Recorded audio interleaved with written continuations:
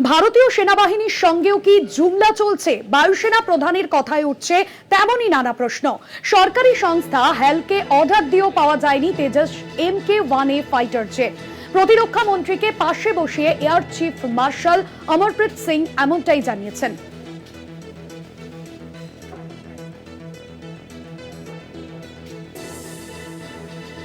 সংস্থা হেলকে অর্ডার দিয়ে পাওয়া যায়নি তেজস MK-1A ফাইটার জেট, এমনটাই বলেন air chief marshal Amarpreet Singh.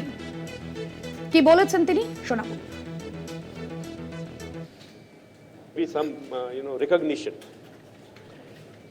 Timelines is a big issue. That is where that Vachan part comes in.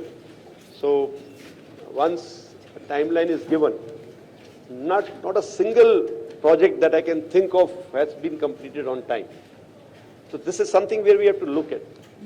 Why should we promise something which cannot be achieved?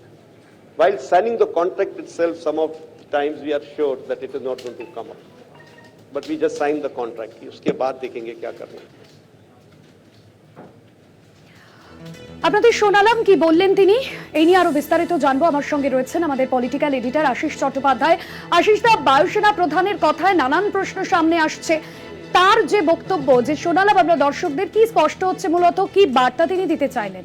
দেখো, খুবই উদ্বেগজনক কথা সামনে চলে আসছে, যেখানে অপারেশন সিন্দুরের ঠিক পরে প্রতিরক্ষা মন্ত্রীকে পাশে বসিয়ে ভারতের বায়ুসেনা প্রধান air chief marshal Amarpreet Singh যে কথা বলেছেন তাতে খুবই উদ্বেগ তৈরি হয়েছে দেশবাসীর মধ্যে।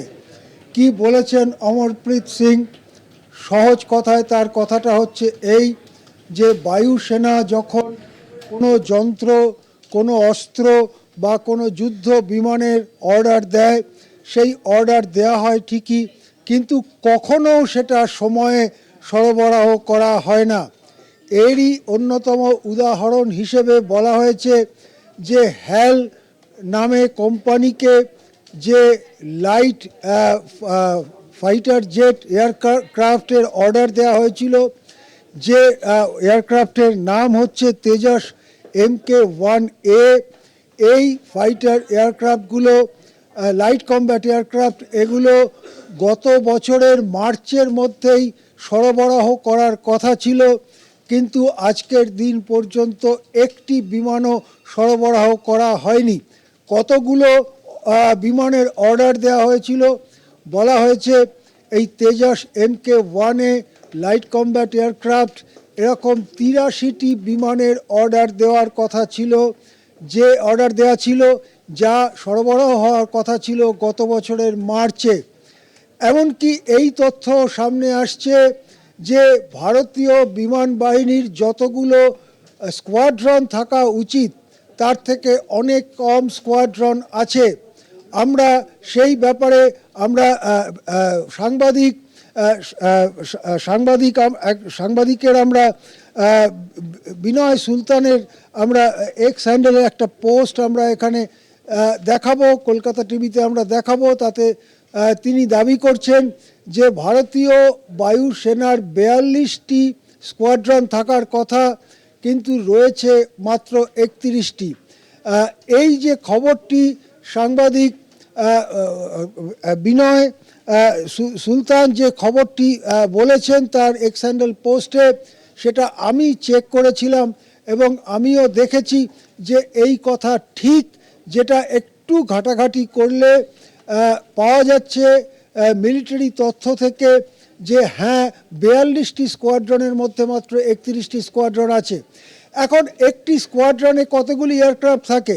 সাধারণত 18 থেকে 20টি যুদ্ধ বিমান নিয়ে একটি স্কোয়াড্রন তৈরি হয়। সেক্ষেত্রে যদি 11 স্কোয়াড্রন কম থাকে ভারতীয় বায়ুসেনার, তাহলে অন্তত 200টি বিমান কম আছে, যুদ্ধ বিমান কম আছে। তাহলে এখন ভারতীয় বায়ুসেনার কাছে কটি যুদ্ধ বিমান আছে?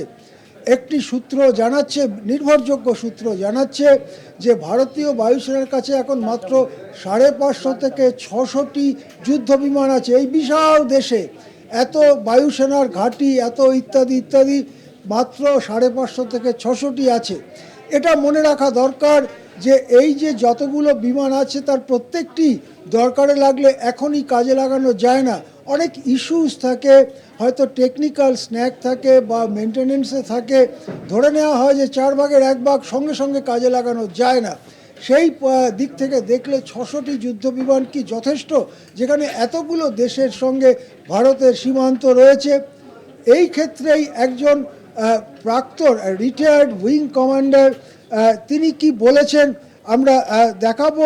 তিনি অনুমা আচার্য প্রাক্তন উইং কমান্ডার, তার এক্স হ্যান্ডেলে পোস্ট আমরা কলকাতা টিভির পর্দায় দেখাতে অনুরোধ করব। তিনি একটি খুব গুরুত্বপূর্ণ কথা বলেছেন। অনুমা আচার্য তার এক্স হ্যান্ডেল পোস্টে বলেছেন যে হ্যালের কর্মী তোমরা সাবধান। হ্যাল কি? হ্যাল হচ্ছে হিন্দুস্তান এরোনটিক্স লিমিটেড। এই কোম্পানি সরকারি কোম্পানি, রাষ্ট্রায়ত্ত কোম্পানি, তার পুঁজি যোগান থেকে সব কিছু সরকারের করার কথা। আর তারা যে জিনিস তৈরি করে মূলত তারা ভারত সরকারকেই বিক্রি করে, অর্থাৎ বায়ুসেনাকে বা মিলিটারিকে বা এই ধরনের জায়গাকে। তাছাড়াও তারা বিক্রি করে, কিন্তু মূলত ভারত সরকারকে করে।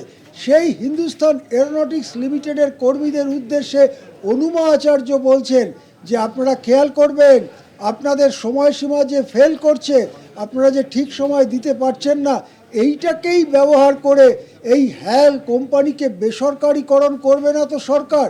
খুব গুরুত্বপূর্ণ প্রশ্ন।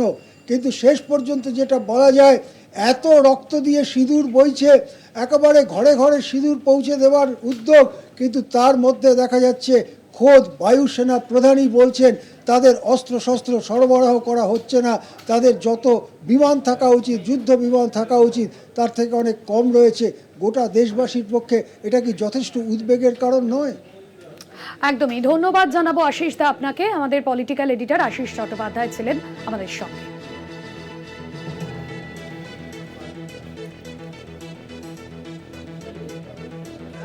বায়ুসেনা প্রধানের কথায় নানান প্রশ্ন উঠছে। ভারতীয় সেনাবাহিনীর সঙ্গেও কি জুমলা চলছে? বায়ুসেনা প্রধানের কথায় এমনই প্রশ্ন সামনে উঠছে। সংস্থা হ্যালকে অর্ডার দিয়েও পাওয়া যায়নি তেজস MK-1A ফাইটার জেট।